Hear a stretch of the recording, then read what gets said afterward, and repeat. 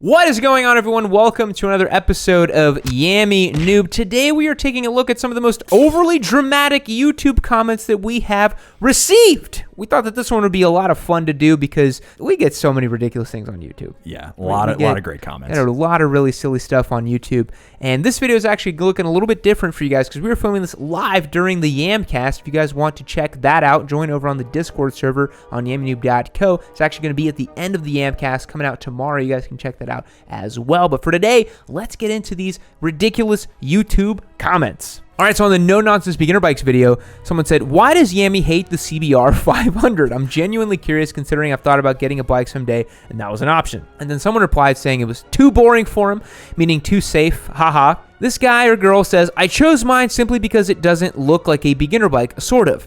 To the untrained eye, it looks like a bigger bike, and it weighs the same as a CBR 650R. That's not a good thing. That's not a good thing, which I really want next. So the transition should be pretty smooth, having the same ergos. Plus, I didn't want to be a Ninja Boy or a Gixxer Boy or a Yammy Noob, although I ended up going with the 500R because it has the widest tire out of all the beginner bike lineup, not like the bicycle tire on the 400. And yes, I'm pretentious like that. I don't give an F." Oh my God. Choosing it because of the tire size is the mega level of spec sheet warrior. Mega spec sheet warrior, but also mega smooth brain. The tire width at the rear has nothing to do with how much grip you're going to get. Nothing to do with it. The tire compound is going to give you, oh my God, that's dumb. Oh, you didn't watch any of our videos. I'd take a W800 over a 900cc Bonneville and the 1200 over both. Why? The W800 is a better bike to own. It comes with everything. Pillion grips, a center stand, luggage hooks. Do you do your own maintenance? Oil changes are done at the front. Center stand it and you barely have to kneel to drop the old oil out. All bolted? I don't know, all bolts, I don't know, or 10 or 12 mil, every last one. How about valve timing adjustment? Tank off, engine head off, and you're already there. That's it. You can do valve service in an hour. Try doing that on a 900 Bonneville. How about the air filter, side cover off? That's literally it, blah, blah, blah. Even a total novice can feel confidence about working on the W800. It's A2 compliant as well, where the Bonnie isn't. The W800 can teach a new rider literally everything they need to know about maintaining their bike, and the engine will always turn over. The transmission will always work. It'll last 150,000 Ks. It's dirt cheap, new or used, and it has Cowie's Ergo Pack. So if you're small, you can get the bike adjusted to your height. I love the Bonneville character, but the 900cc point, the W800 is a better bike to own all day." Replied, "I forgot to mention where I live, the W800 is cheaper road tax and cheaper insurance as well, better gas mileage too." Ultimate spec sheet warrior stuff here. Yeah. I will say the W800 is an interesting bike because it's like an old bike made new. Yes. It's like a very authentic bike. To say that it's better than the 900cc Bonneville that they make brand new, no. That's just a flat, inaccurate statement. Absolutely inaccurate. Yeah. And for a lot of folks, they don't want to do all this crap on their bike. No. Nobody really wants to do all this stuff. First bike, every bike is exactly the same. Everyone acting like they are different is just uneducated. My first bike was a 1996 CBR 600 F3. Bought it on Craigslist for $250 in boxes. Put it together with no prior experience, only used videos from YouTube. Dude, this guy's such a badass. Took it on the first ride and she rode like a dream. Never drove a motorcycle or dirt bike in my life. It was so easy and honestly wish I had more power. Everyone is such a bitch these days. Scared little After my first week riding, the chain snapped off and took my left leg clean off. What? Looking to upgrade to a 1000cc leader bike now. Let me know if anyone is willing to trade. What the Wait, so this guy lost a leg from the chain? Took my leg clean off. I'm 90% sure this is copy pasta. Has to be. But I could also see somebody being like, "Yeah, man, I just lost a leg. Yeah, it's just what happens. Whatever, now I got a leader bike." Yes, a Turbo Hayabusa and a Gixxer 250. It's the same thing. They're all the same. They all have twist throttles and two wheels. They're all the same. Guys, close down the channel. There's no more videos to make. It's all done. the bikes are the same. This dude figured it out. He figured it out. That bike straight up sucks and need to be permanently parked in a soon to be covered up hole in a landfill. Wow. You've got 3,000 miles on a bike you rode across the country and back. Do you think Texas is a country or something? No, you were pretty clear that you rode across the literal country. Yeah, I went to Atlanta. That's a different state. KLRs are trash. It's that simple. The bike comes stock with garbage suspension, a crap balancer chain adjuster lever, piston rings that allow the bike to burn oil once it reaches 5,000 RPMs, and a cooling system with no thermostat bypass, all of which, minus the laughable suspension, if you can even call it suspension, equals spend extra money having that trash fixed right off the bat, or kiss your grossly underpowered engine attached to an overweight pig of a bike goodbye. Nearly any other dual-purpose bike on the market is better than that turtley turd. I'd buy the new KLX 300 over that. Wow, I feel like a KLR 650 guy stole this guy's girl. Yeah, I know. For sure, man. Like, he is aggressive about the KLR. Yeah. So much vitriol. I don't like. Clearly, he's done some research too, because I only mentioned that a little bit. No, he knows about it. This is what I think happened. He had some girl he really loved. KLR Chad came through, stole it from him. He spent months on the computer researching why KLR sucked, and then he saw that you got a KLR, and he's like, no, KLR sucks. You. You'll never get it back. You can't compare the KLR over the bikes you compared them to because you wait. Oh, I can't even read this. This is the one that I found that had no punctuation. Oh, Jesus. Okay, I'm just going to read every single word and try to understand it. You can't compare the KLR over the bikes you compared them to. You get the KLR because it's cheap and reliable. If you were to compare it to anything, it would be the DRZ, even though the killer is fuel injected this year and the DRZ is still not. They are not as rare as unicorns, obviously, because they're everywhere. It's just one of those things that's not going to change. They will most likely stay the same over the years to come, but the DRZ will eventually be fuel injected one day. Oh, injected by the feels one day. Not a fanboy for the DRZ, just the only thing you could compare to. Oh my God, that was hard to read. Dude, buy a punctuation point. Dude, go to school. Just go back. So he's basically saying that the only thing you can compare to KLR to is a DRZ. And a DRZ is going to be fuel injected one day. Fat chance, first of all. Yeah.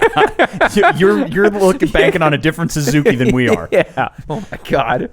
That's hilarious. The period key, it's right here, yeah, dude. It's right there. I proudly proclaim my 1% designation every time I go full send down a single track on a BMW R1250 GSA. It's okay, Yami. We understand you have no clue how to ride the big BMW, yet middle-aged complete noobs can figure it out. Maybe you just need more years under your belt to get this whole dad bike thing with a little tongue-out face. So it's probably said tongue-in-cheek, but I love the posturing that these guys do. And I said it in one of the videos where they're just like, I'm really big and tough, and I go down all these big, tough trails. I'm like, you probably rode it down a gravel road. Yeah. Let's be honest. I don't want to hear it, dude. Everybody over-exaggerates their stories, and I think the thing is, too, since these guys are older, as the years go on, the trails get gnarlier, the jumps get bigger, and then you're like, yeah, sure thing, whatever. Whoa there, Yami. When it comes to the CBR 500R, there's absolutely nothing wrong with that little extra weight. I mean, sure, that might slow down the acceleration speed a tad bit when compared to an R3 Ninja 400, but it will make the freeway at 70 miles per hour more comfortable. Extra weight makes those road grooves to not feel so strong, and you can really put a price on comfort like that. No, you can't. That's not try hard at all. That's just big brain energy, my dude. Completely incorrect. Yes. The only time you start really noticing like that kind of sure-footed weight on a bike is when you're plus like 550 pounds. Yeah. Like the Ninja 400 feels great on the highway. It doesn't feel bad at all. Yeah, this is just a sad CBR 500R guy who's butthurt because we have started the holy war. Yep, it's copium. All right, this guy says 7 try-hard motorcycles, 675 Daytona, the wannabe R6, 210 V4, a bike that I don't even own, I'd like to point out. It's a giveaway bike. It tries hard to be the better RSV4 for damn near the same price. The f***?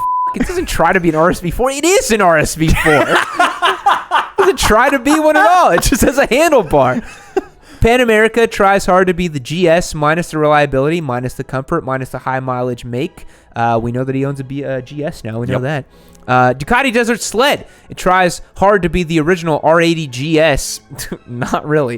The new KLR 650. It tries hard to be the better Tenere 700. Not even close, dude. Not trying to be a Tenere 700 at all.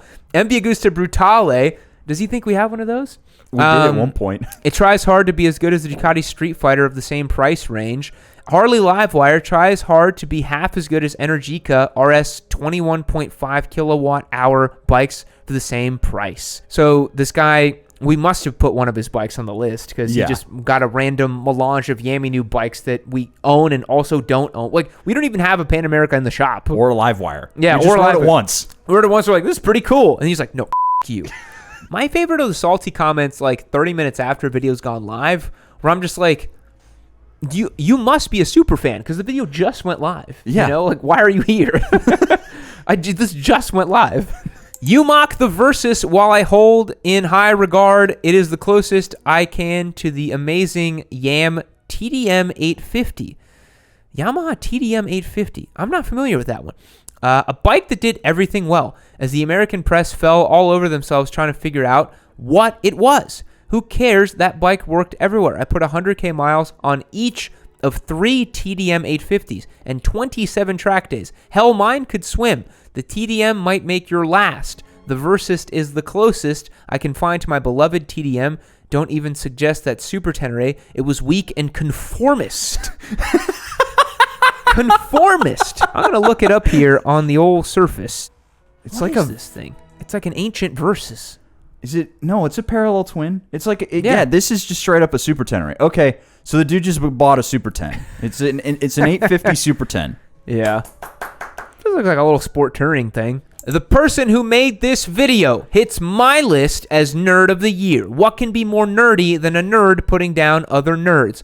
I want good gas mileage and large gas tanks, not to save money, but to go at least 400 kilometers without worrying about finding a gas station. I love to ride the back roads, paved, gravel, and dirt, where gas stations are far and few in between. You can use an auxiliary tank. Been riding for over 55 years and have no need for speed and torque. My DR650 has more than enough. Just to add a 20-liter gas tank, and the KTM 390 Adventure with the 3364 hard bags is great for shopping and weekend rides and can carry more than enough. After the first tune-up, it will be a get up and go when you wring its neck. Have no need for speed. Second time he's told this to us. but do feel the torque. I want to get up and go and not sit there spinning rubber. We'll be adding a CRF 300L to the stable, but setting it up for off-road with Dunlop D606 rear tire and upping the rear sprockets to 45 teeth. Should be a fun little bike. He's already got the plan for his next bike. And why is he telling us about it? I don't care. Shows how wrong these opinion channels can be. They say it sucks, and all the comments say how awesome it is. If you don't have respect for what the Rebel 250 is, you're a moron. Misspelt. With the your... That's irony at its finest. I've been riding for 45 years with 6 bikes in my garage. Because of this lame video, I'm going to add a Rebel to my collection. When I ride my little CR 250R, I have a smile on my face for the entire time. Look, if you watch the Rebel video, we clown on it because it's just like this dumb, derpy, small little bike. I said at the end where if you have like $600 and some pocket lint and you need a motorcycle, get a Rebel. It's going to be great. You had harsher words for it. You hated it. I hated it. It was a miserable experience, and I wanted to die the whole time. Yeah, it wasn't a great bike. Okay, so that is an end of the ones that I have selected. Okay. Now we got the Discord guys, but before we get into that, we got to do a little word from our sponsor for today's video.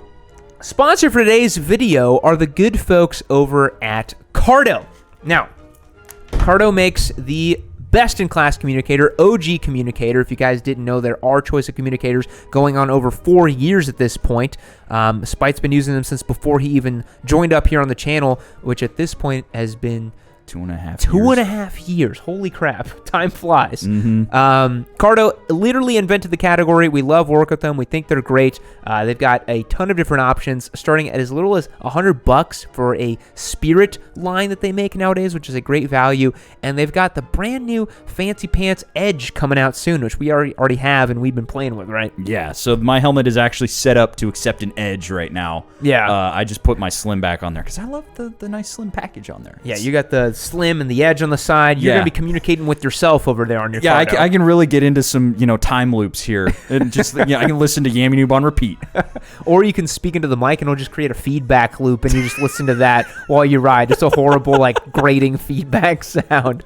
Hit the link down below and use the code YAMMYNOOB, or maybe just hit the link and you get the code. But Cardo has supported this video, and we love what they do. Hit the link down below and get yourself a Cardo communicator. Now, let's move on to the next bit of comments.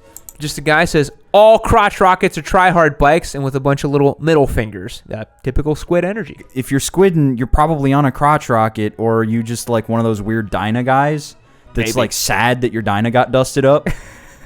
And they're like, no, bro, my Dyna's going to be better next week, bro. Dyna people. Oh, all right, Cali Shipbike here. The comment says, Spite, you should really start an OnlyFans page with those golden locks. That had to be, I think, on the Busa video where we unleashed the Fabio. It must have been, yeah. Yeah. Maybe we can, if you ever decide to cut your hair, we can snip a few of them, bottle them up, and sell them. I'm sure it'll sell for something. Oh, that's gross. Screw Yammy's tip of the bell curve comment. I'm the left side of the bell curve, and I'm willing to fight a giraffe over it. Hilarious. Honestly, really good. I wish we had more of this stuff and less of the old angry people, because I don't like those. I love how he's fighting for the left side of the bell curve. Yeah, just dumb energy, you know? Yeah. Says, I completely disagree with your number one pick. I like all the Kawasaki 650s. Really? Do you really like them? You like, look in your heart of hearts. Do you really? You don't. No. You don't. There's no way. Nobody likes them. Nobody likes them. Everyone just puts up with them. I just think that you don't understand cruisers. The Dyna look is the best looking bike ever made. Highly debatable. That's why they sell so well. I was actually a bit anti-Harley when first getting into motorcycles, but I get them now. They're loud, sexy, and women like them.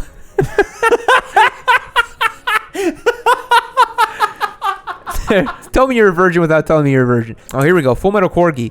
Are Yammy's pants so tight he has to empty his pockets to sit down? I don't think so. My pockets should have stuff in them right now. Another comment says, I understand the Turbo Hayabusas and built H2s are insane, but there are definitely cars out there that could whip up on those bikes, even on the street, not just a drag strip. You should find someone with a Calvo Viper or something like that and race it with the Busa. I think you've spent too much time on YouTube, because whatever car you're thinking of is not a normal car that's going to beat up on the Busa. You're going to need to bring some like crazy street racer 1600 horsepower car to even touch the Busa. And it's just going to rip the rear tire off the ground. The Busa will just stomp it. Yeah. Another comment says, I would like to see how the Turbo Busa holds up to the 1700cc VMAX. It doesn't? What do you mean holds up to the VMAX is going to get obliterated? Yeah. Again, people don't understand the Turbo Busa. They don't get how fast it is. It is ridiculously fast, guys. It's next level fast. Yeah. This guy says, that's the thing with the Royal Enfield Continental GT 650. You can juice it and still be under the speed limit and nevertheless feeling you are having fun. It's a really practical machine. And then this person says, it's the shitbox shit bike fun factor. Flooring my shitbox car with barely 60 horsepower, enough chassis twist to register for yoga classes is fun and low power. Crappy bikes are probably similar. Everything is most fun at its limit, and if the limit is at the speed limit, that's lovely. Then the guy says, I would disagree with the statement shit bike, but I get where you are coming from. He got upset. Flooring a car with 60 horsepower. That sounds horrible. That sounds like it won't move. Yeah. This guy says, swing your bony leg over a ZX14 one time and you'll understand. You know what? Of all the insults I get, bony leg really is not one of them. My thighs are pretty meaty, honestly, for my size as a cyclist. Yeah, again, the ZX14 people, so butthurt. So butthurt. So butthurt. And we were talking about this where we're trying to form some unified Kawasaki simp theory. Yeah. Where, like, it's all about the fact that there's some other bike that's better than the bike that they own. Yeah. ZX14, Busa. ZX6, R6. Versus 650. It's any other sport touring bike, any Yamaha. It says, Yami, Japanese bikes are absolutely the worst. Why would you waste money on that? I don't know if I've ever said that. Also, Yami, when a Japanese bike is a giveaway bike, wow, this thing is amazing. You really have to experience it for yourself. Have we ever said Have I ever said that Japanese bikes are the absolute worst and why would you waste money on that? I don't think I've ever said even anything close to that. Not generally about, like, certain Japanese bikes, sure, they're absolute dog shit. Yeah, for sure. But you can't generalize that. We love the Japanese bikes. There's so many Japanese bikes I love. I own several Japanese bikes. We literally have the ZX6 in here and it's awesome. Yeah. So much fun. Yeah. Silly. That's going to wrap up the YouTube comments over here. We've had a lot of fun reading them, and we've had a lot of fun doing this Yamcast, which, by the way, we did this one live over here. If you're watching this YouTube comments video all the way to the end, you can check out this segment on the Yamcast as well. And fully unedited. Fully unedited as well, yes. But thank you so much for tuning in, everyone, to the Yamcast. It's been a ton of fun. Remember, join on the YammyNoob.co website for the Discord server as well. Watch these live. Join in with us. Send us comments. Join on the memes. It's a ton of fun. You won't want to miss it. And we'll catch you guys on the next one. See you later.